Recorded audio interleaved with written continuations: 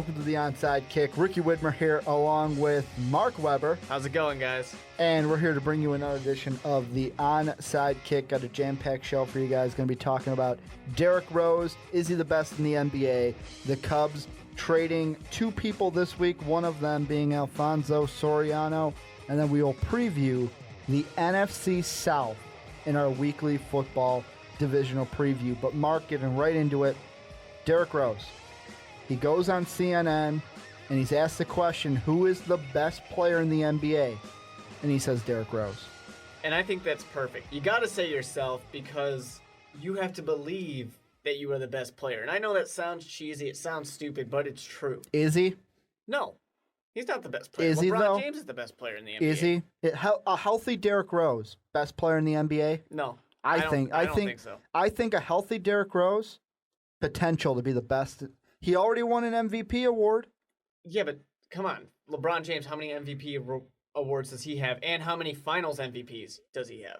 Give or take, but also Rose is a lot younger than I think LBJ. that if you put Derrick Rose on the same team as LeBron James, I think that Derrick Rose could do more than LeBron James can. So you're saying if you put Derrick Rose on the Miami Heat? I think they would be...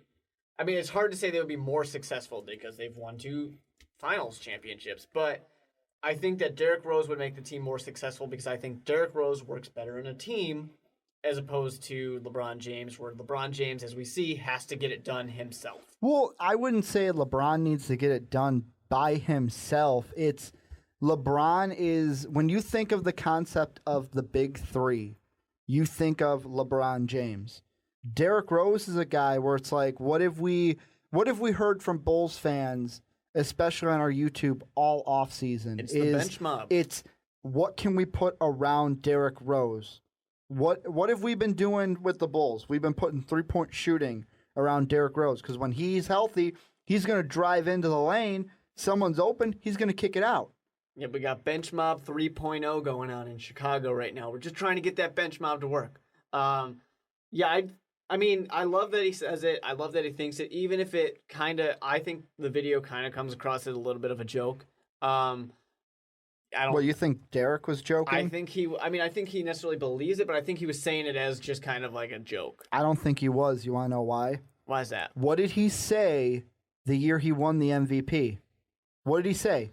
Why can't I be the MVP of this league? Why can't I be the best player in basketball? And look at what he did. He came out and won the MVP and was arguably the best player in basketball that year. That's why this season, you don't have to worry about Derrick Rose coming back from an injury, AP-like season. That's what he's going to have this year. I think that when it comes to the joke comment that I made, I think he honestly believes it in his head, but the joke is more of making fun of the question. Why would you ask me that question? Who else am I going to say? Am I literally going to go up here and say, I don't think he's... my rival LeBron James is the best player? Yeah, but I don't think that's Derrick's personality. Whenever you see Derrick in an interview, he's right up front. He's serious. I don't think he's not like that Joakim Noah. He's not going to joke about how Cleveland sucks. We should switch the nicknames. We should give him the Mr. Serious nickname, or Captain Serious. And not Jonathan Taves? Yeah, I think Taves would be a lot happier if he got rid of that nickname. But I mean, also you got to look at the comparison of Derrick Rose to LeBron James. LeBron James is 4 years older than Derrick Rose. Derrick Rose actually had to go play in college before coming to the NBA, so that prolonged him being an NBA star, where you have LeBron James who came out right out of high school and was a staple right away from the word go. Yeah, Derrick Rose has been a huge part for the Chicago Bulls, and he's not carrying the team, but without Derrick Rose this season, we saw that there was that piece that was missing. I mean, we were there, we were competing, we gave it our all, but we just couldn't get it done without Derrick Rose. But at the same time, I mean, Miami Heat couldn't get it done. I mean, you might want to say Ray Allen, but they couldn't get it done in the finals without LeBron James. Well, I mean, no, but I mean, you got to admit, Ray Allen with that nice shot, if they don't sign him, they're not winning the trophy this year. Yeah, he showed up big time, and that's always how it works in Miami in the finals. They got that one guy off on the bench who decides to show up in the finals, and they can win it. But I don't know. to say that Derrick Rose is better, and I know there's the age difference, there's the playing time difference, but to say that he's a better player than LeBron James, I don't see it. Even as a Chicago fan, I don't see it. I'm happier with Derrick Rose. I wouldn't want LeBron James on my team because personally I just don't like LeBron James, and that's more about his personality and the things that he's done off the court, but he's a better player.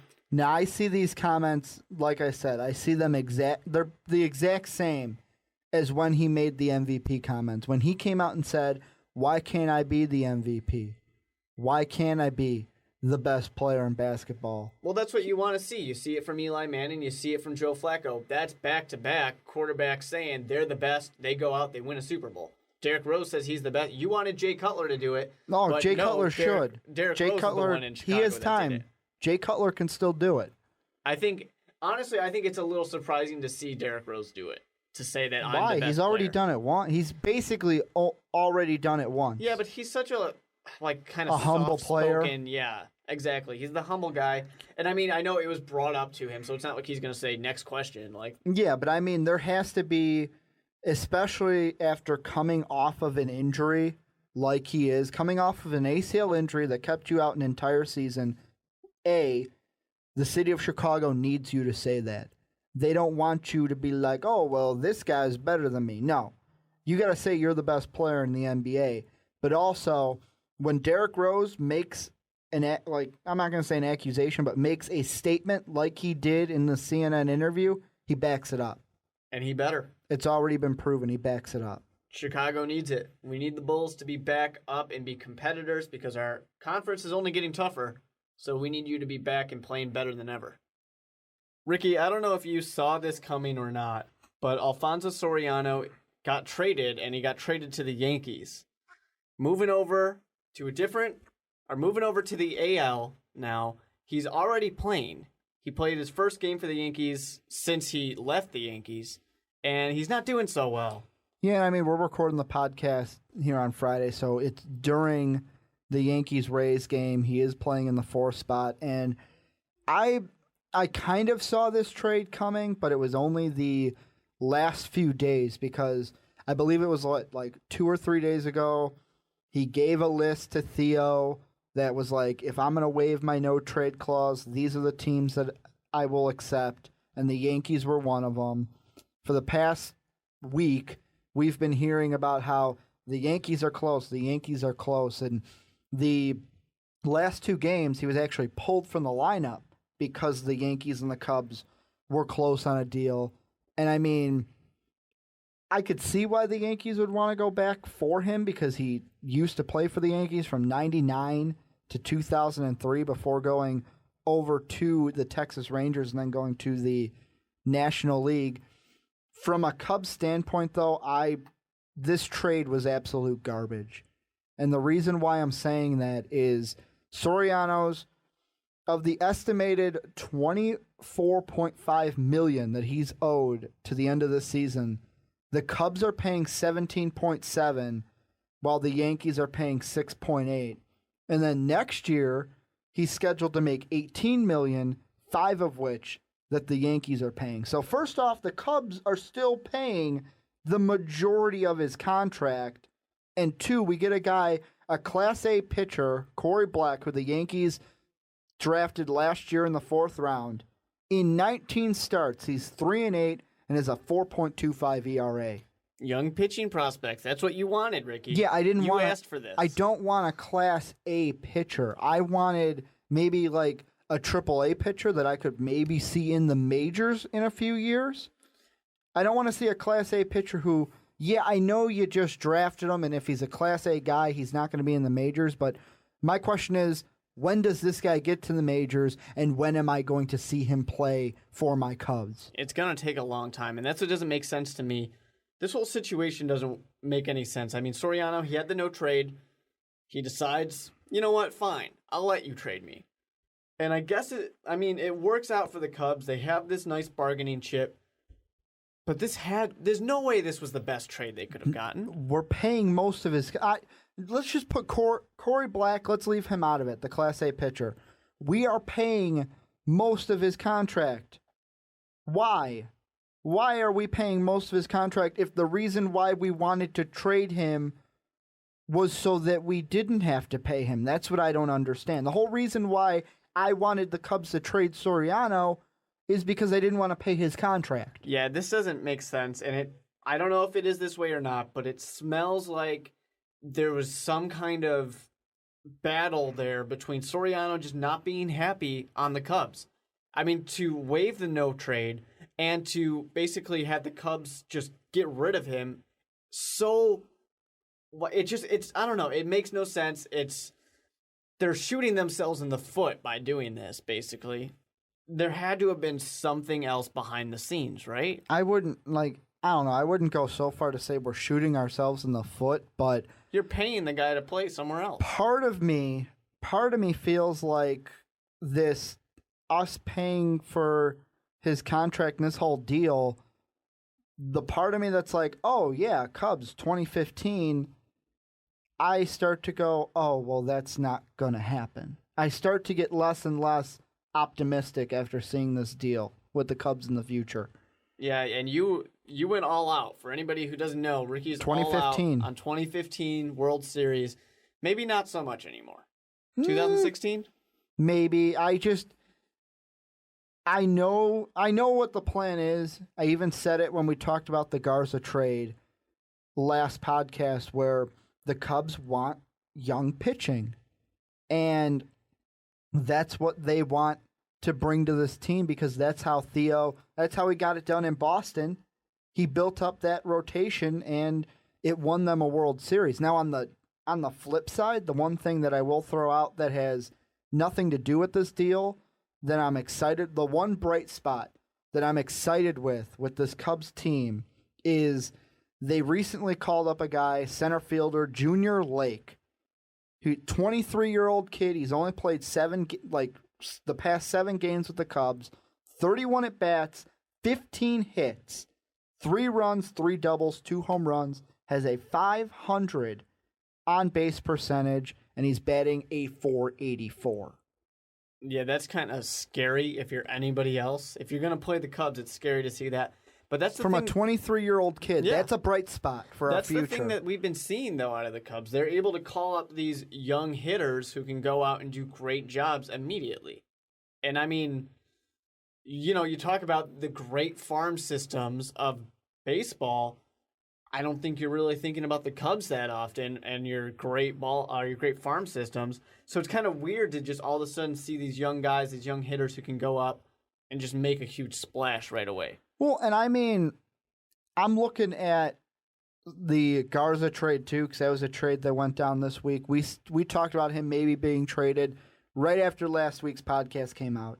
He was traded the next day. And what we got in the Garza deal was AAA infielder Mike Alt, and then Class A right-hander C.J. Edwards and right-hander Justin Grimm from the Rangers. And there's a 4th player that's going to be named later.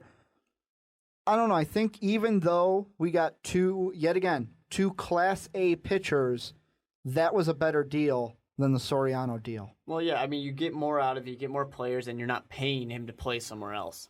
That's just a ridiculous idea. I don't know why. I mean, although apparently the Soriano trade's working out today.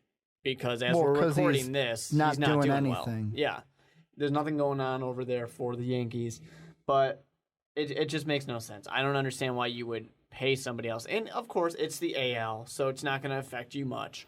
But you're still paying him to place for someone else. Well, and, part of me is wondering why am I so much? Because would I rather pay all of his contract or some of his contract? If you gave me that option, obviously, I'd choose to pay some of it, but I feel like, why was that even an option that we still have to pay him more money to play for the Yankees and not for us? Yeah, I mean, the other offers that were on the table, if there were other offers on the table, must have been pretty bad for them to have picked the Yankees, I think. Well, and I honestly, and this is the last thing I'll say about the Soriano deal, you say that there had to be stuff going on behind the scenes.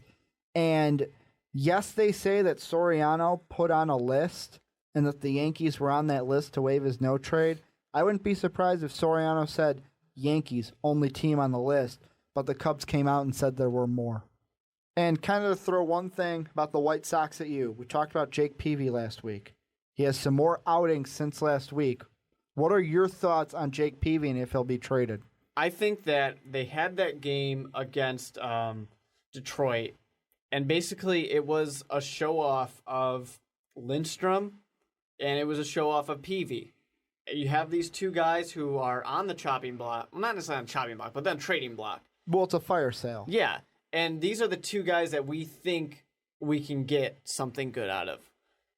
They show them off. Peavy does fairly well. Only gives up 4 earned runs in 7 innings. Not great, but not bad. And then Lindstrom has a solid inning as well. And there was tons of scouts there. Everybody's looking at this game. They want to see it. This was quite possibly Peavy's last game playing for Chicago. Well, the one question that I'm going to throw out there is, you have Peavy pitching 7 innings, 4 runs, 4 hits, 7 strikeouts, great outing. He gave up 3 home runs, but it's the Tigers. And then you have Lindstrom, gets a hold, pitches a solid, perfect inning. What about Addison Reed, though? And you said scouts were at that game. What if the scouts go, well, why trade for Lindstrom? Let's try to trade for this Addison Reed guy. Yeah, and that would be a smart thing to do because he's doing good. His numbers might not show as much because the White Sox are just not a good team right now. I think if you are going for any of these guys, I think he is a solid option. Peavy, I think he can be a great help to a team that's trying to make that last push. But Reed's going to be a guy who can save those games. He's going to be a guy who can shut down. I would take Reed over Lindstrom, but Peavy, I think, would be the number one. Well, and one guy where, I don't know about you, it looks like if he was one of the guys on the chopping block, he might not get traded. You got reliever Jesse Crane. They're saying will not pitch before the trade deadline because as of today, put him on the 15-day DL. Yeah, no one's going to want to take that risk. I mean, I guess maybe somebody will. I could be wrong, but I don't know why you would get a guy right now who's hurt. He's on the DL right now. It's only 15-day. Yeah, you can get him to play later, but let's be real. Once there's one injury, you got to be scared for more.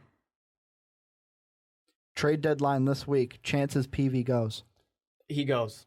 I think without a doubt 100%? Trade deadline is this Wednesday. I'm 100% that he goes. I don't see a reason why some team that wants to make a push, maybe in their division or maybe they know they're going to be in the playoffs, they just need that last part of their rotation. You got to go for a guy like Peavy. He's one of the best options you have that's actually going to be available for you. Well, Mark, one of the last things we'll talk about baseball-wise, yes, the trade deadline is coming up, but Ryan Braun won't be playing anymore for the Milwaukee Brewers, and he came out with a statement today that says, I know it was difficult for everybody, but I was not and still am not legally allowed to say anything yet, end quote. Fantastic. Thank you for that wonderful statement you gave. But here's the thing, Ricky. I don't care about this part of the story because I'm not really that surprised about it.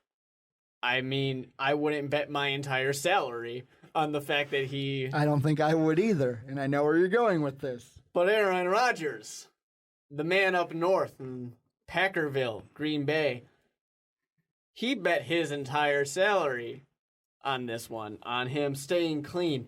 And he goes out and says that Braun here's an exact quote, looked at me in the eye on multiple occasions and repeatedly denied the allegations.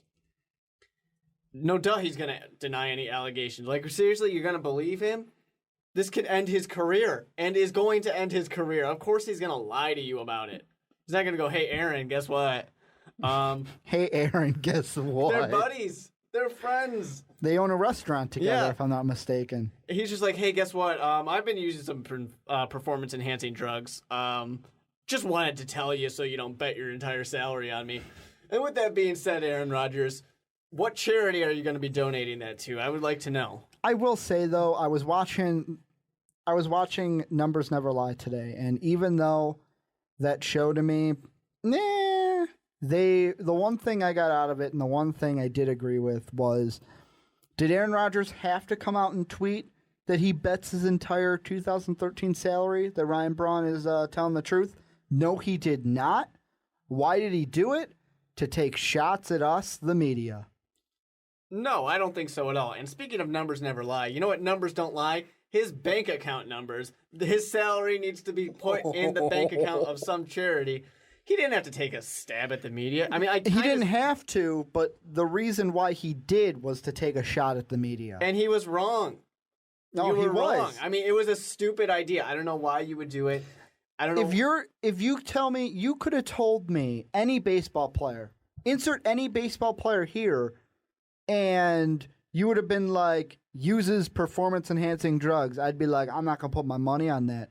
Because who knows at this point? Exactly. And like the steroid era. Come on, man. Everybody's doing it. Exactly. I mean, that's the thing about it. I mean, especially in baseball, it's so prevalent and we all know it's there. We all know it's there in every sport. But especially in baseball, we know it's there. For a while, it was kind of just swept under the rug. Yeah, but it's more there in baseball. Yeah, exactly. I mean, if you told me you can, like you're saying, Ricky, name any player and say this guy's using steroids, performance-enhancing drugs, whatever. I'll say, all right, I'm not going to not believe you. I'd come out and, like, there might be some players where I'd say, nah, I don't think so. But I would never say, I'm going to bet such and such money I wouldn't bet $1 on it because it's just such a commonplace in baseball that you know it's probably true or it's most likely true. And this one was dumb. I mean, I get it. He's your friend. He's your buddy, business partner, whatever. But it's just stupid. I mean, you just put yourself in a stupid place where now people are making fun of Aaron Rodgers, such as myself. And it's just when Ryan Braun got the suspension, how many tweets did Aaron Rodgers receive saying, hey, so when are you going to pony up and pay that money, big guy? Exactly. And then, it's just dumb. Then Aaron Rodgers has to go out there. He has to make a statement basically being like, oh, I'm surprised he lied to me. Okay. You're really that surprised? You know what I want to see Aaron Rodgers do? Donate the money to charity? Well, besides that, don't come out and say that, oh, I'm surprised he lied to me. Come out and say, hey, you know what? This was a guy I thought was my friend, and yes, I believed him. I had his back. I thought he had mine. I believed him. I trusted him. That's all he's got to say. Kind of reminds me of Manti Te'o a little bit. In a way, I think that, he's got to come out and just say, you know what? I was duped. Yeah, I mean, I think Te'o definitely set the standard of it's okay to come out there and say, hey, guys, I was wrong. I was stupid. I shouldn't have believed something, whether or not you want to believe his story or not. Well, you got to put it this way. In my mind, to be business partners with someone, that's a lot of trust. You have to have trust in that person. It's kind of like you're almost best friends at that point. And you can think of your best friend right now. If someone came up to you and said, hey, your best friend did whatever, you'd probably be like, yeah, you're lying. He didn't. Yeah, I think you're definitely going to take his defense or hers defense. You want to support your friends, especially, I think the business partner is the big thing because that has a relationship. Well, let's put it this way, Mark. If someone came up to me and said, hey, Ricky, I think Mark is using performance-enhancing drugs. That's why he's so good on the podcast. I'd be like, no, that's raw talent out of Mark Webber. You'd be like, no, he's not that good. Don't worry about it. He's not good enough to have those performance-enhancing drugs. But anyways... But, so I think I don't know. It's stupid. Aaron Rodgers put himself in a stupid position. He didn't need to put himself. He talked himself into a hole, and now he's trying to talk himself out of it by digging deeper. Yeah, what he really should do is just kind of brush it off as a joke. Like, oh, yeah, I said that. Or just whatever. say, yeah, whatever, I said it. Because now everybody's going to want to make fun of it. And the person who surprises me that they haven't made fun of him for it is Greg Jennings. Greg Jennings already put the team on his back. He said, AD... you step aside. I got this today. I got it now. He's going to do all the trash talking for the Vikings. And he already has started. Any opportunity he gets, he makes sure to take stabs at the Packers organization, at his What did he say about the Packers offense? Basically, he had this whole long ramble. And at first it made sense. I understood what he was saying because he's saying that the NFL and fans like to make it all about the quarterback. But there's a lot of guys on the side, too. Those guys lining up right next to the quarterback. But then essentially he kept going on to say that he was such a good part of that offense, and he was offended that Aaron Rodgers didn't credit him enough for Aaron Rodgers' own success.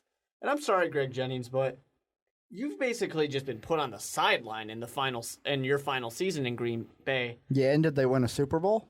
They did win a Super Bowl when he was there. Yeah, when he was not on the sideline. Yeah. That's what I'm saying. And that's one thing that he was really doing, and I think in his article and stuff and his little interview, he was kind of saying that I need to be given more credit than Aaron Rodgers gets. Or not more than Aaron Rodgers, but he needs to get some of Aaron Rodgers' credit. And I admit, I think everybody looks at Green Bay and says, Aaron Rodgers, he's the one that did it. He's the one that won them a Super Bowl.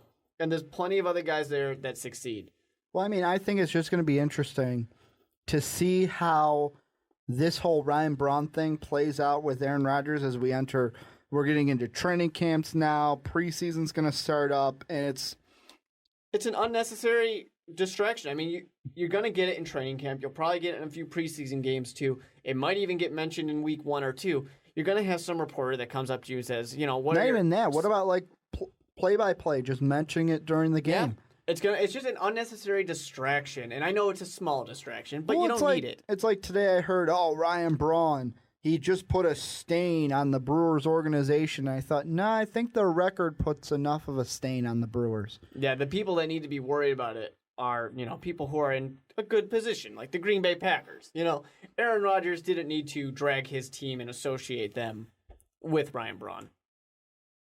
And Mark, last but not least, here on the podcast, we're going to have this week's NFL divisional preview is brought to you, the listener, by our loyal fan, Tom Crawford. He basically predicted the future because, Mark, there's 2 of us here this week. Last week there were 3. 3's a big number to count to, but this week there's 2 of us. We're just kind of we're dwindling down a little bit. Dave was here. Dave's not here anymore. So I get it, though. 3's a big number.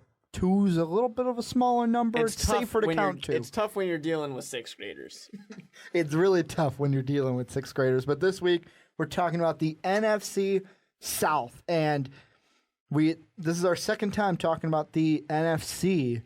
You have Atlanta, Carolina, New Orleans Saints, Tampa Bay Buccaneers. Let's start with Atlanta. 13-3 last season. They give Matt Ryan, a contract extension. What do you think the Falcons are going to do this year? First of all, we got to talk about this contract extension because I got issues with it. With the contract? I do. I don't necessarily have issues with you giving an extension to Matt Ryan. I don't even really have an issue with the money because obviously Joe Flacco set up the standard for average to above average quarterbacks getting big money. Mm-hmm. But why would you give him the extension now? Why now? He has 1 year left on his contract, and let him play it out. He just played the best season of his career. Because if he plays it out and they end up winning the Super Bowl, they're going to have to pay him more money. They're not going to win the Super Bowl, though. No. I'm not saying they will, but okay. Let's say they have I'm just saying, let's say he has a historic Joe Flacco, Eli Manning-like season. That's not historic. Then you have to fork over more money by just giving him what's already on the table. Okay, this is the kind of contract that Joe Flacco got this past offseason. They're basically saving themselves because, honestly, I think that Arthur Blank is high on this team. They've gotten to the NFC Championship game. They're thinking Super Bowl on the mind, and they want to lock Matty Ice up before he wins the Super Bowl and then wants more money. See, and I understand that reasoning behind it, and I understand what they're saying with Joe Flacco had the best year of his career on a contract year, won a Super Bowl, and it cost them millions. And he got overpaid. He did get overpaid, and that's what's causing a guy like Matt Ryan to get overpaid, even though Matt Ryan is a better quarterback than Joe Flacco. More consistent, I would say. And I think that, I don't know, I think being cost or having to spend millions extra on that Super Bowl is worth it because it's a Super Bowl. It's a gamble, and that's all it is. And the gamble is basically what I said. Do you want to sit in a contract season and basically say, okay, do your worst? But if he does bad, you don't win a Super Bowl, you don't have to pay him as much. You pay him but less. If you do, if he does do well and you win the Super Bowl, you have to pay him more. There is no way that Matt Ryan will have a better year than he had last year. I'm not saying that, though. I'm But saying that's the what thing. if. I'm saying what if. I understand then you got that, to pay him more. But you have to, as a GM, you have to use your head and think, he just had the best year. 4,719 yards. Is he going to get to 5,000 yards next year? No. It's because he won his first playoff game. That's it. I mean, that's a big thing. They think he took the next step, but still only one playoff win. I don't think it's enough. Let him play it. Let him, even to be honest, letting him play his contract year gives him more to play for. Maybe he will have a Joe Flacco and it takes more money out of your pocket. It will, but I mean, you give him something to play for. Now he's got nothing to play for. Yeah, He's already got the play money. for a Super Bowl. That's what you play for. That's not what players play. No. If you need a contract year to play for a Super Bowl, then go home and retire. That's what players do. They play for the money. Matt Ryan is Peyton thrilled Manning, about the fact that Tom he's going to Brady, be the second highest paid. Tom Brady or Peyton Manning didn't need a contract season to play and win a Super Bowl. Yeah, but they're not at the same level Tom Brady as Matt did it Ryan. in a rookie season. Matt Ryan is better than these guys are. And it's not a rookie season. That's just his first year Did you just say playing. Matt Ryan's better than Tom Brady? No, Matt Ryan is not at the same level as those. Okay, I thought... I might have accidentally said it. I thought I was going to have to chew your head off. But Matt Ryan is not at the same level. Matt Ryan, when we were talking about top 10 quarterbacks, Matt Ryan barely got onto my top 10. I don't He's know. not going to have a better year. You would have saved money by waiting and letting him play his contract year. Well, and I mean, looking at stats, too, from season to season, I know that the regular season for Matt Ryan isn't the problem. It's the playoffs for him, because how many seasons did he go before he won a playoff game? But each year, he's had more yards with that kind of sophomore slump, you could say. In 2009, he had his most touchdowns this past season. He tied his most for interceptions, but when a guy like Michael Turner wasn't doing it in the backfield for you, he threw for over 600 passes. Of course, he's going to have over a good amount of 600 interceptions. passes, almost a 70%. His highest completion percentage, his highest yards with about just over 4,700, and he had his best QBR at 74.5. Hasn't had a QBR in the 70s since his rookie season. I mean, I don't blame them for locking him up. You want to lock this guy up. You want him on your team. He's an above average. You can even go into the great category for quarterbacks. I just don't think this was the right time to do it. I think it is, because, I mean, right now, look at his three top weapons. You have Tony Gonzalez coming back, being like, you know what? I'm not going to retire. I'm going to come back one more season, possibly win a Super Bowl. Then you got Julio Jones. Oh, on the other side, Mr. Roddy White. I mean, if Steven Jackson can come in, the newest addition to their offense, if he can come in and just roll like he used to in St. Louis, this Atlanta Falcons offense is going to be the best offense in the South. I think that it is. They will be the best in the South offensively. I don't think that's a question. I just don't think that Matt Ryan himself is going to throw for more. There's no way he's going to throw for 4,800.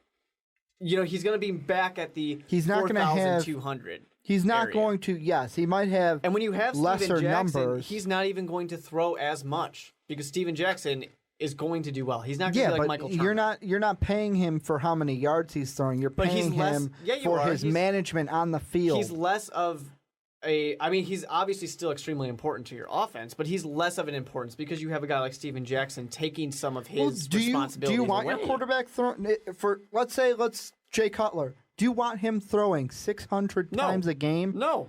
And although we have Mark Trestman up here, so apparently Jay Cutler most likely will be throwing for 600 times.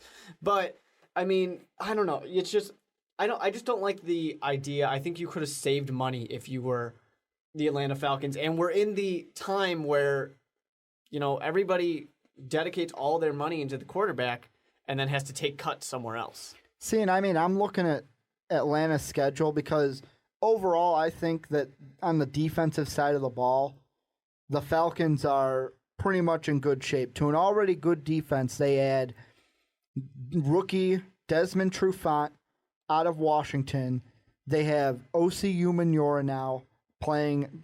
I'm assuming he's going to be playing the right side, right defensive end. And I mean, when you have guys like Witherspoon, Bierman, Asante Samuel in your backfield, your defense is going to do well.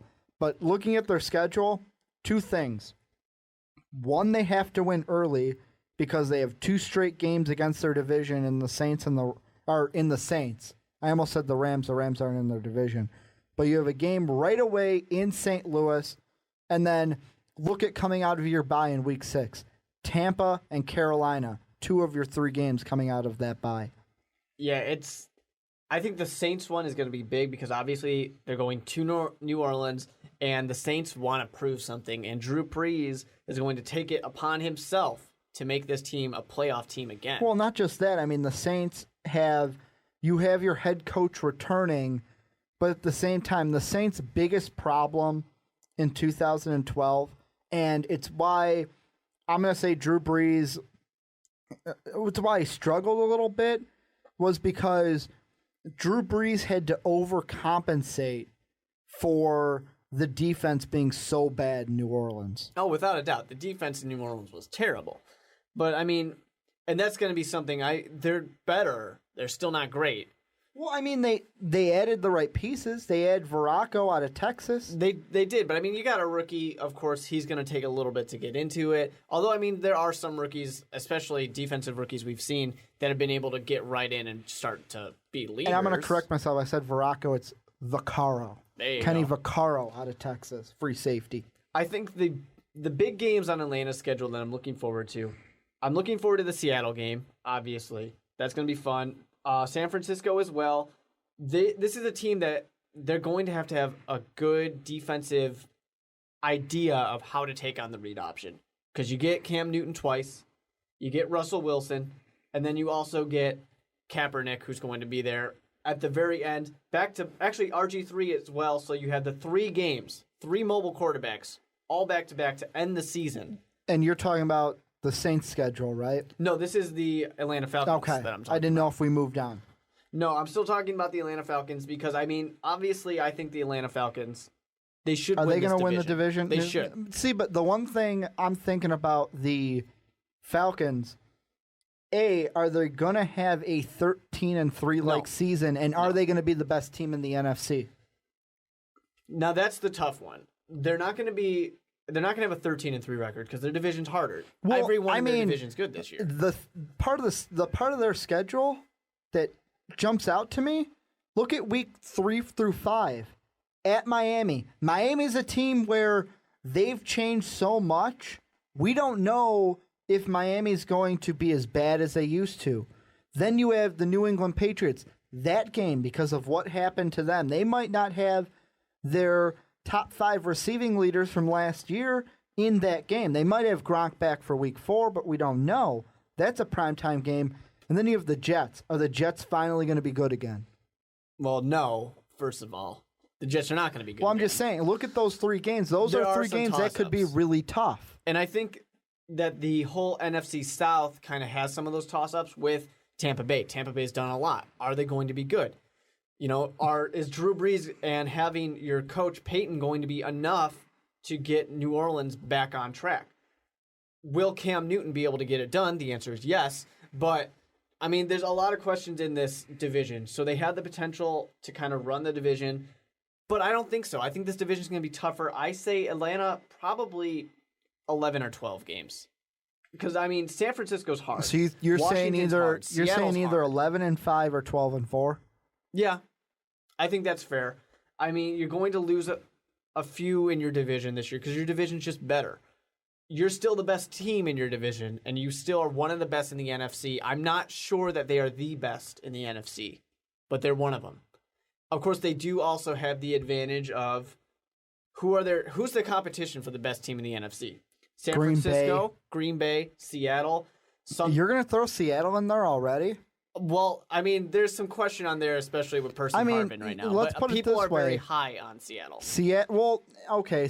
Well, I was going to say San Francisco was better with only having their starting quarterback start not even half the season, but San Francisco was 11-4-1, and Seattle was 11-5. Yeah, exactly. But I mean, this is the thing too, where it's you have San Francisco, and let's take Seattle out of this.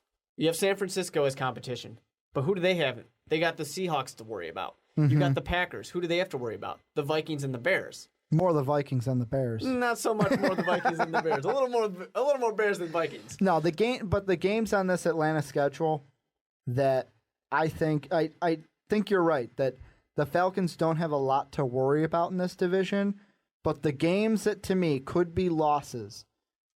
San Francisco, Green Bay, and then you can throw Seattle in there, but I mean, Seattle's a home game. That's a game that is going to be a rematch in the playoffs, but take those 3 games, then you have any other divisional game. The ones I'm looking at are the Tampa Bay games because of the addition of Revis Island.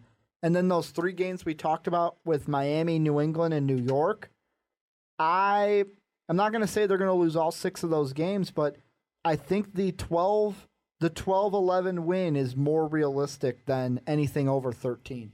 Yeah, there's no way they go ahead. Because, I mean, it's a tough schedule. They have a tough schedule without a doubt. Plus, I mean, week 15, we're overlooking the Redskins, but if RG3's back... Well, that's actually one thing I did want to say. Buffalo, if EJ Manuel is playing... And by that time, I think he should. But you have the potential now... I mean, even if EJ Manuel came in and the Buffalo Bills are good, but we're going to skip over that. And we're going to skip over we're going to say that New Orleans is not back to old New Orleans. So you're saying Atlanta's going to win both games against New Orleans? Well, I'm saying if that happens, you still have to close your season at Green Bay. You're going to have RG3 at San Francisco. At San Francisco, and then you're going to have Cam Newton come in. Yeah, but it's tough. I'm not scared of Cam Newton. I mean... Last year, the Panthers were 7-9, and Nike, a well-known corporation in the sports world, doesn't even know your team well enough to put the right Carolina on your T-shirt. Yeah, but that's a dumb mistake of somebody who got fired. Or it's we don't care about this team because they suck. I don't think they suck as much as people just are confused about which Carolina is which, because really... Who cares if you're not from there? Last thing I'm going to say about Atlanta we'll move on is I agree with you. I'm going to go more with 12-4 over 11-5, and I will say that they will win the NFC this year, but will not make it to the Super Bowl. You know, it's just a thing I think with the NFC race is that all your big guys are in tough divisions. I mean, which NFC division's the worst? Probably the East? Honestly, I'm going to say, we used to say the NFC West was the weakest division in the NFC. The South might be that weakest division this year. It's possible. I mean, it definitely is possible. We're going to have to see. I just think that... It all depends on let's go right into New Orleans. What is Sean Payton being back on the sideline? What does that do for the Saints? Can they get back to what they used to be just by adding him, and does he help the defense play better? Because they sucked in 2012. Yeah, the defense was just bad. I think they're going to be better, obviously. I don't know about the same kind of defense that they were before, and you might want to say that part of it was because of the whole bounty scandal, so now, they kind of have this extra pressure. It's almost like the Spygate or whatever with New Orleans. Ever since then, they just can't get it quite right and get that Super Bowl. The Bounty Gate. Yeah, the Bounty Gate just kind of hangs over the heads of this defense, and it's just kind of in their minds. They can't get it out. And I think this season is going to be a good season for this defense to see. You have Sean Payton back. Are you going to be able to get that out of your mind and put that behind you? See, but the things that kind of... And I'm looking at their schedule that jump out to me. Of course, they're going to have to play the NFC South division. Of course, they're going to have to play the NFC West and the AFC East. But the filler games that are thrown in, they don't have to play the Packers. They play the Bears instead, but it's in Chicago. They don't have to play the Redskins. They play the Cowboys instead. And I don't know about you, maybe not Chicago over Green Bay, but I'd rather play Tony Romo and the Cowboys, over RG3 and the Redskins. Oh, without a doubt. I think the New Orleans Saints have the benefit of an easier schedule. Of course, the division games are still division games, but they open with actual 2 division games. They got Atlanta at home, and then they go on the road at Tampa. And that's a tough one. I think the Chicago Bears tend to be well against Drew Brees, even though he's a great quarterback. It's a new coach. It's a new coach. So honestly, I don't know what to say about the Bears. Yes, they kept the core, but I mean, you add Mark Trestman, a new style to this team. Well, the defense is the same style. I've already been hearing that day one of camp that happened today just brought up a fast pace. So it's like the Bears, they might be a different team than they were last year. Yeah, and I think a fast pace against the New Orleans Saints defense, which is kind of regrouping, might be a good thing. But the defense is going to be the same, and I think that's a big thing for the Chicago game because the defense knows how to play. And maybe it was just Lovie Smith, but the defense knows how to play against Drew Brees. We've done it successfully multiple times. But so, that's a hard game. The Dallas game, not very hard. It shouldn't be very hard. I mean, maybe Tony Romo will finally live up to expectations, but I highly doubt it. Honestly, for New Orleans, the only hard games I see on their schedule, the Tampa games, the Atlanta games, maybe the Miami game, because yet again, week 4, Miami would have just played Atlanta. Now they're playing New Orleans on Monday night primetime. New England, what type of team they come out to be? San Francisco, Seattle. Because you got to play Seattle on Monday night in Seattle. Yeah, and you have back-to-back away games on that, and that's not a good part of your schedule. When you got San Francisco coming to town, then you're going to Atlanta, to Seattle. I know you're not as high on Cam Newton, but then you got Cam Newton coming in. You know what? I might not be high on Cam Newton, but when you look at your last 6 games and see 4 divisional games, you're looking at that going, we got to win those 4 divisional games. Yeah, I mean, they have an easier schedule than the Atlanta Falcons. But that's because they went 7-9 last year. Yeah, but I mean, with that being said, but even that, having the 7-9 record, you can still get a hard schedule out of that, depending on how things line up. Yeah, I mean, it kind of doesn't balance out because towards the end of that schedule, it gets tough. That's when you have San Francisco, Atlanta, Seattle, Carolina twice, Tampa Bay for a final time. St. Louis is thrown in there, so at least they get one benefit. But I mean, it's not very easy at the end of it. And maybe that's a good thing that it's at the end because they'll have time to kind of gel together and Sean Payton can finally say, all right, enough of this. We are a good team. Let's be a good team. The New Orleans Saints are the interesting one in this division because you don't know how they're going to play. Well, and one thing I'm going to throw out there is, I'll be honest, last week when we talked about the NFC West, we forgot to throw out there that Crabtree wasn't going to be with the 49ers until they're expecting him at the earliest to be back with the team in December. Well, look at the Saints. As of almost 24 hours ago, Marquise Colston expected to begin training camp on the physically unable to perform list with a foot injury. Don't know how long he's going to be out. Yeah, you need Colston to be out there because, I mean, you got some good receivers and he's your number one guy. Yeah, but without him, Lance Moore's your number one guy. This isn't the same situation. Is Jimmy Graham the number one? He's a tight end, though. I mean, it's hard to make that argument. He is one of the best receiving tight ends in the league. Yeah, and now with Gronkowski, he's probably the best. I'm going to say, okay, so with Colson out, I'm going to say Graham's now your number one receiving target, but Moore's your number one wide receiver. Yeah, but I mean, and this is the situation here where if you watch the video on YouTube or on fansideradio.com that I did the San Francisco preview, the Saints don't benefit from a guy like LaMichael James plus Kaepernick. Drew Brees isn't going to be your mobile quarterback working with Sproles.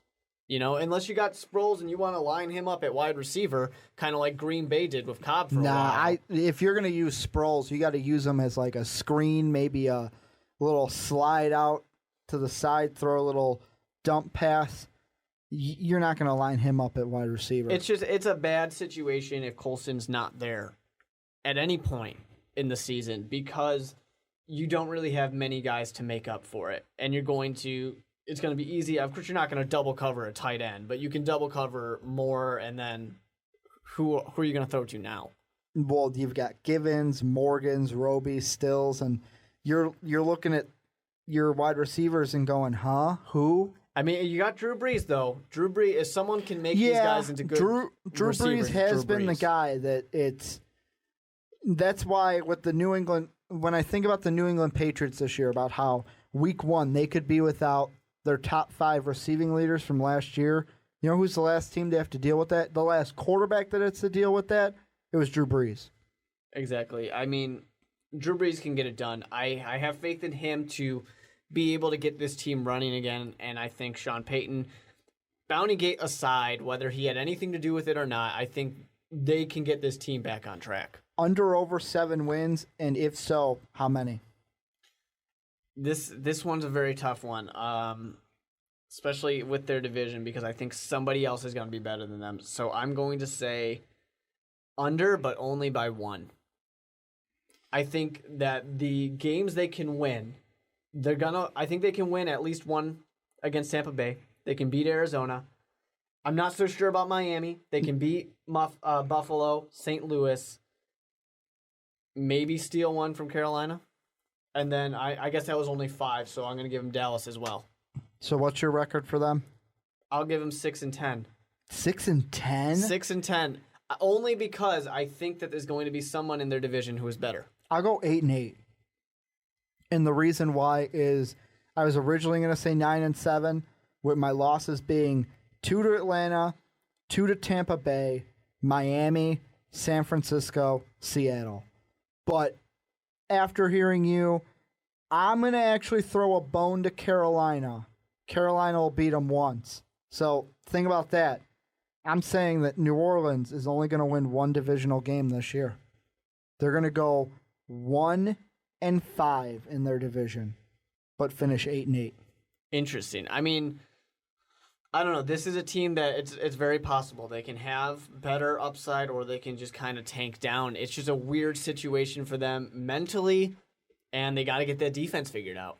Well, you talk about defense. Let's go over to the one team now that added probably one of the best cornerbacks in the NFL, the Tampa Bay Buccaneers. He's cleared the practice with them now from an injury. Revis Island, how much does he help the Bucs? It's huge. It'll be huge with having him on the Bucs. The Buccaneers are a team that kind of decided we're going to put everything we can around our quarterback to get him to succeed, and then we're going to go one step further. We're going to make sure our defense is going to put us or keep us in positions to win games. Revis Island, really? I mean, you're going to have you're going to go against Drew Brees. You're going to go against Matt Ryan. Cam Newton might not be as much of a threat throwing the ball, but I think he is. Obviously, he proved that in his rookie year. So now you got Darrelle Revis in this league, in this division. He's here because there's so many great quarterbacks, and he's going to shut down half the field, just him being there. I love it. See, I think for Tampa Bay, the problem doesn't come on defense. I think by adding Revis, obviously, it's a great addition. But the one thing, the main thing that I am focusing on this year for the Tampa Bay Buccaneers, Josh Freeman, baby. The reason why the Tampa Bay Buccaneers, they went out in the 3rd round, 11th pick, 73rd overall, took a quarterback out of North Carolina State, Mike Glennon, a quarterback that the Chicago Bears were looking at. So to me, by taking Glennon, they're basically telling Freeman, your time, that seat that you're sitting on, getting a little bit hotter. Josh Freeman really impressed everybody 2 seasons ago. He surprised us. So you're saying 2010? Yeah, he did a great 25 job. touchdowns, 6 interceptions. I mean, that's great. You would love to have that in a quarterback. Then he slipped up a little bit. A little bit. And I think that now, especially with, having Vincent Jackson there for you, it's kind of we're going to give you what you need. Now succeed. It's the same situation that you see for Sam Bradford. You're seeing it for Tannehill. You're seeing it for Christian Ponder. You got these younger quarterbacks who have a little bit of a question mark there. Yeah, but see, they have, to me, besides the, like I said, NFC West, NFC South, and AFC East that all of the NFC South teams have to play, guess what team from the NFC North they're playing? The Lions at Detroit. Very easily a winnable game for them. And which team are they playing from the NFC East? Oh, wait, that's right. A team that I don't even know how they're going to do this year, Chip Kelly and the Philadelphia Eagles. Yeah, Chip Kelly's team is going to be interesting because they could surprise us all, or they could just kind of bottom feed for a little bit. And I mean, look at week 1. Not to cut you off, Mark, but who does Revis Island go back to? And he's week going 1? Back to the back Meadowlands. to New York, yeah. MetLife Stadium. Oh, yeah, MetLife Stadium. Come on, guys. But anyways, they have... I mean, we were just saying that, the schedule for the Saints was easier. And now this one's even easier. I mean, seriously. Besides the game that the NFC North has to play, besides playing the Patriots and I would say the Dolphins. I'm going to say the Dolphins are going to be a good team this year. They should be. They still have to play Atlanta, New Orleans, Carolina. Not an easy schedule. But, I mean, you get to play Arizona. You get to play New York as New York Jets.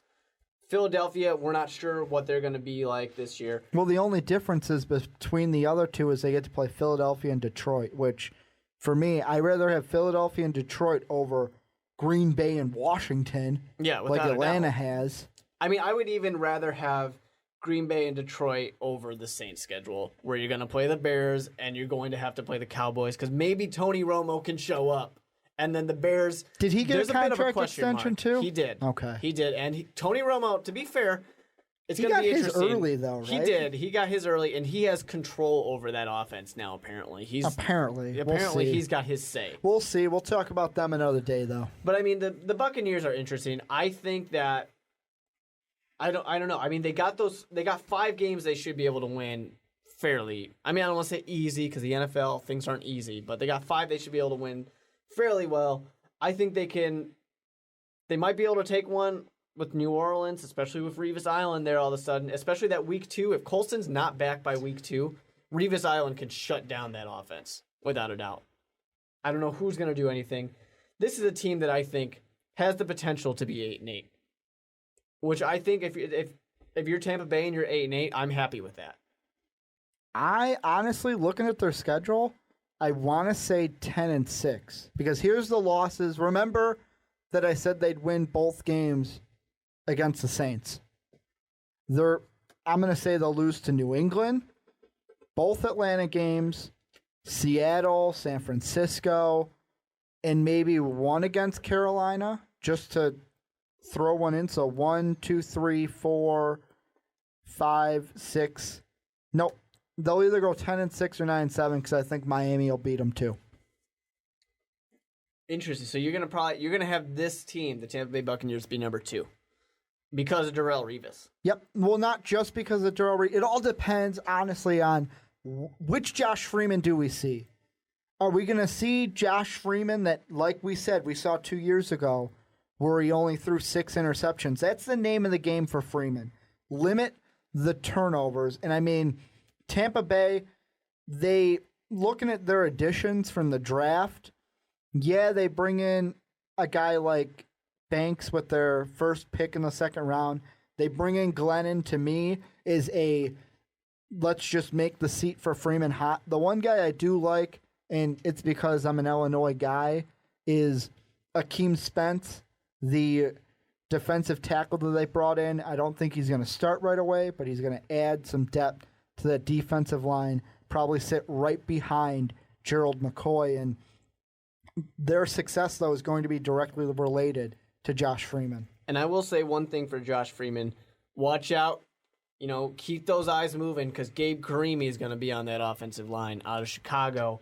He ended up over in Tampa Bay, and be scared. Because he doesn't know what he's doing. So do you think Karimi's going to start for them at right tackle? I don't think he should. Because that's what it says right now on the depth chart. Yeah. Do you think he will? I don't think he should. I don't know. I mean, it's going to come down to the preseason, obviously. He's in a battle for it. But, I mean, he shouldn't.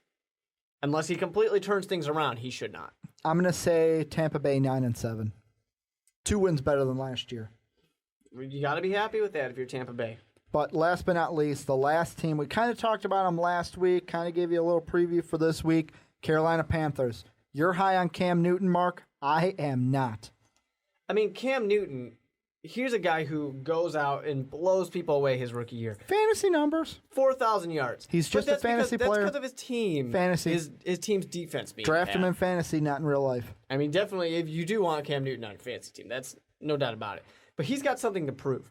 He threw for less interceptions last year than his rookie year, Yeah, and people but he still were also criticizing him. People were still criticizing him. He also had about, if my math is correct, about 6 less rushing touchdowns than he had last season, about 2 less passing touchdowns. His completion percentage was down. His yardage was down. Yeah, he had more rushing yards, Better but his quarterback passing rating. number were Better quarterback rating. No, he didn't. Yeah, he did. I'm not looking rating. If you're going to talk quarterbacks to me, talk QBR. The QBR, worse than his rookie season. It went down by 0.8. It went down by 0.8. That's Still a worse. joke. Still worse, folks. I think Cam Newton will come out. He's got something to prove this year. He has to no prove. doubt he has something to prove, especially to me, because I'm saying that his Carolina might finish 3rd in the South, but that's because the Saints are going to go 1-5 in the division. I mean, I think that the Carolina Panthers should be number 2 in this division. Really? You think they're going to do better than the Tampa Bay Buccaneers even, and the Saints? Well, I have the Tampa Bay Buccaneers at 8-8. True. I think that they get to play Minnesota, and Minnesota should be a tough team, and they're going to Minnesota. I don't know, though. It's going to be interesting to see how Cam Newton does against their defense. That's the big battle. Well, I mean, look at they have an early bye. Week 4 is their bye. 2 of those 3 games, yes, they're home games, but they're against Seattle and the New York Giants. Out of all the NFC East teams, Carolina got the worst one in the Giants. Yeah, but which Eli Manning are we going to see? I mean, I'm all I'd rather about see Eli Manning. Eli Manning than Russell. No, but Robert I'm saying Griffin. Why did I say which Russell? Eli Manning are we going to see? Are we going to see the good Eli we're Manning gonna see or Eli we're Manning gonna see who falls Eli apart? Manning. We're going to see Eli He's Manning. inconsistent. Eli Manning, I mean, he's a good quarterback when he's good, but he's inconsistent. Yeah, but we're going to see Eli Manning. We're going to see the Eli Manning. And then They it's get like, the early Buffalo. on top of it, you got to play a Minnesota team who adds 3 amazing rookies in the first round. You got one of them, Cordell Patterson, wide receiver out of Tennessee, who you're high on, Mark. I love Cordell Patterson. I think he's going to be great.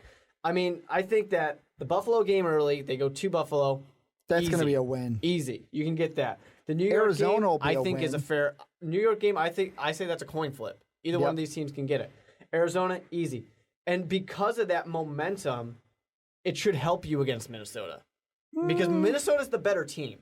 I think Minnesota's the better team. But I think that Yeah, but you got to momentum can go. help You got to go on the road to play Minnesota.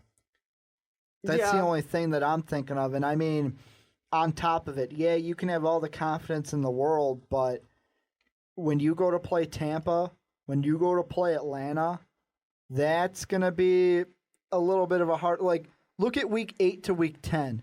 At Tampa, home against Atlanta, at San Francisco. Then let's go on. You have a Monday night game against New England. Depends on what New England looks like this year. Then you have at Miami, depending how Miami looks this year.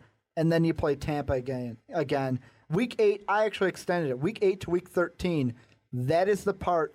That's their crucial part. If they lose the majority of those games, they will not make the playoffs. It's going to be an interesting one. I think a lot of it is on Cam Newton, and fans are expecting a lot out of him. I mean, I don't know. I'm high on Cam Newton this year. I think he will shut up all the doubters, and I think that's a big reason why they're going to go forward. The defense, they're a little bit better. They still don't have everything figured out, but that's okay, I guess, for now. I mean, I just want to see more of this go forward. I think that their end of the season schedule is kind of easy, to be honest. 2 games against New Orleans. I think they can do those. They can win. They can win one of them. And they get Week 17 against Atlanta. Do you really think that Atlanta's going to be playing full speed? Yeah, well, I think they could play enough to beat them. And that's the home game against Atlanta. I mean, don't think Matt Ryan's going to be there in that game. That's 4 wins right there. I will say, though, the one thing that does help out Cam Newton in the passing game is look at their wide receivers. They added 2 wide receivers this past offseason, one being Dominique Hickson, who last season caught 39 passes for the New York Giants, racked up over 550 yards, caught only 2 touchdowns. And then you have, that's right, Ted Ginn, who was just in the Super Bowl with Colin Kaepernick and the San Francisco 49ers. And he's fairly low on that depth chart, too. So I mean, but he didn't really play much in 2012. He played 13 games, but he only caught 2 passes during the regular season. Yeah, I think he's going to be a guy that needs to step up. Because, I mean, he got to be there for the Super Bowl. He got to see how it's done. Well, the reason why I think they're adding these wide receivers is they got to take pressure off of Steve Smith.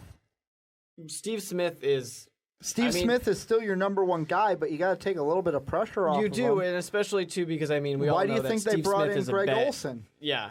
Well, because he's an amazing receiving tight end. And why end. did the Bears ever trade him? We shouldn't have. That was the Mike Martz time. But anyways. Well, he had no use in the Mike Martz offense. He didn't. And, I mean, if you're going to sidetrack. But Doesn't that trade look stupid if you're going to let Martz trade away Greg Olsen, then you have to make Martz happy. And you have to give him everything he wants. Because you've just lost Greg Olsen, who would be a huge addition. Even though we got Bennett, so whatever, I'm happy. But Steve Smith, he's a bit of a head case. We all know it. He likes to start fights after every single play. So you need to kind of give somebody else, let the defense pay attention to somebody else. Whether it, going to be Greg Olsen getting some of that attention, Hickson getting some of that attention, LaFell, I don't know. Somebody's got to get some of that attention so that way it's not all in front of Steve Smith and he's not sitting there staring at a guy in front of him saying, I think I can take this guy. Let me go ahead and start a fight. Because, I don't know. See, I don't know what to expect from Carolina this year. The offense, to me, is eh. I mean, yeah, you add Star Latulippe. And that's huge. You have a good guy Latulippe was the best pick or the best player in the draft. You think so? I think he was. I mean, heart conditions aside, I think he'll be fine best once he's got the money player and the or team. Best overall Best player? defensive player. Okay. Best defensive player. I was going to say, we saw a lot of offensive linemen taken in the draft. Yeah. One of them just signed with the Kansas City Chiefs and Eric Fisher. Finally got that deal done. But yeah, Latulippe, amazing defensive player. I think I would not have passed on him if I was anybody. If I was any team, I wouldn't have passed on him. Okay, let me ask this. Star Latulippe was taken, 14 overall?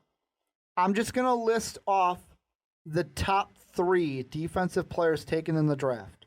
Deion Jordan, Ezekiel Anza from BYU, and Barkevius Mingo. You're saying Latulippe is better than all 3 of those guys? I would take Latulippe over all of them. I don't know about Deion Jordan. I would take Deion Jordan over Latulippe. Deion Jordan's good, without a doubt. Deion Jordan's good. And it's tough. Even Anza, but Anza got drafted by the Lions, and really, who wants to go to the Lions? Yeah, nobody wants to be in Detroit, especially now that your property value just tanked. But that's a difference. That's a different story. I don't know. Star Latulippe, it's because of the heart issues that he dropped down. He'll be fine. He'll be fine. Yeah, it's because of the heart issues, and even then, he only dropped down to 14. Yeah, he'll be fine. I mean, he adds a great starter into your middle of your defensive line. I mean, you got Beeson on the weak side. You got Kuechly. And when you're playing teams that have great quarterbacks, you need to do something to get pressure on them. And I think that's what the addition of Latulippe is going to do. It's going to be able to push that offensive line in and start making quarterbacks throw the ball faster. That's what you need to do if you are the Carolina Panthers. That's the way you're going to succeed on defense. Well, and also, of course, probably won't see him play much, but one pickup in the draft that I did like by Carolina, and I'd like to see him play a little bit, is running back Kenyon Barner out of Oregon. I'd like to see him get some play time, even though probably like LaMichael James when he got drafted by the 49ers. Probably not going to see it happen. Which is a shame because it's another situation where you got this extremely fast guy. Pair him up with a mobile quarterback, read option, Why wouldn't you? It doesn't make sense to me. Because you have D'Angelo Williams, I guess. And he's great. Right? He's great, but Barner's going to be the guy who works in a read option. Give him more than 27 carries like you did to LaMichael James. I mean, over you in still San got Francisco. Jonathan Stewart. You still got D'Angelo Williams. I mean, Barner's probably going to be the third back in that depth chart, which but is still, crazy. He's got not crazy because of not crazy saying he should be up front, but it's crazy that you have that much talent. I think though the one guy on Carolina that's kind of like a what happened to you. Remember when Carolina drafted Jimmy Clausen? Yeah, Jimmy Clausen got the short end of the stick because of Cam Newton. Yeah, he really did. And that's unfortunate for him. And it's even at the point where I don't know if he's ever going to get the chance to be traded off and play somewhere else. He's just going to, I don't know, sit around being a backup somewhere, I guess. How many wins are you giving the Panthers? Well, I already said that they're going to be better than the other guys, so I got to give them 9-7. I'm going to say, how did they do last year? That's what I'm going to base it off of. They went 7-9. Everybody was 7-9 except for the Falcons. I'll say the best they'll do is 8-8. The worst they'll do is 6-10. So in between that range, safety blanket range. It basically is the same situation where all the other teams, except for the Atlanta Falcons, are at the basic Honestly, same though, area. I will say out of all four of the teams, I think Atlanta's the only team. Atlanta will be the only team from the NFC South to make the playoffs because you got to look at it this way. The East, Redskins, Giants, and Cowboys. More so Giants and Redskins could be playoff teams. Seahawks and 49ers, playoff teams. In the NFC North, you have the Bears, Packers, and Vikings could all be playoff teams. Where does that leave the South? Exactly. The South, it's a tough one, especially for the kind of everybody else, basically, except for the Atlanta Falcons. They're going to be competing for that second spot, but it's probably not going to be good enough. Well, that's going to do it here for the Onside Kick. I want to remind everyone to comment down below. Tell us what you think, what you thought of the podcast, what you thought about what we were saying. We love to talk with you, the listener, and conversate about the sports that we talk about to you each and every week. Also, don't forget to go to our YouTube page, hit the subscribe button, the like button, follow us, do all that fun stuff. Check out all our videos, putting them up each and every day on the YouTube channel. We're going to be previewing, we're almost at the home stretch of the NFL divisional previews. I think we only got, 4 more divisions left, Mark? Yeah, I think that's right. 4 more divisions left, and then we'll have, obviously, our big right before the season, Chicago Bears preview, because we are the Chicago podcast on Fanside Radio. I want to thank everyone for listening. As always, have a good day, everybody.